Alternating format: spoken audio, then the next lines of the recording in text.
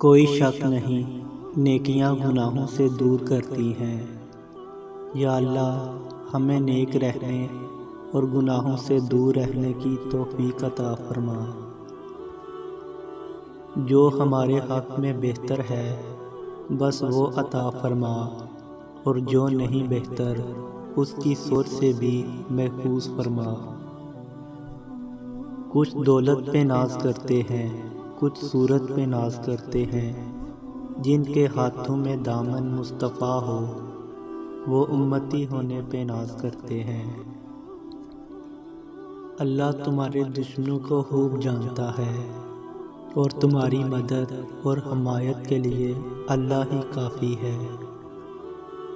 میرے کردار پہ کوئی داغ نہ لگنے دینا، میری بس اتنی سی التجا ہے تجھ سے یارا۔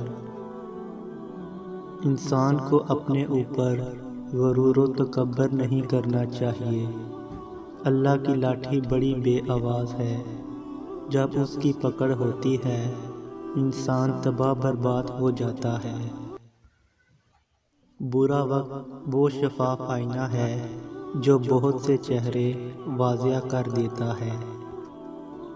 کسی کی تہجد بھی کام نہیں آتی اور کسی کی قضا بھی قبول ہو جاتی ہے، بات ساری نیت کی ہوتی ہے۔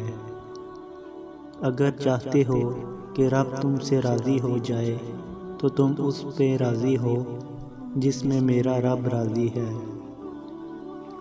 شخصیت میں عاجزی نہ ہو تو معلوم میں اضافہ علم کو نہیں بلکہ تکبر کو جنم دیتا ہے۔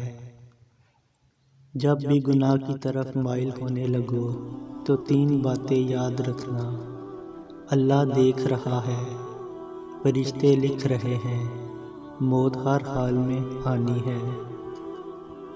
گناہ ہر اس عمل کا نام ہے جو تمہارے لیے نقصان دہ ہے۔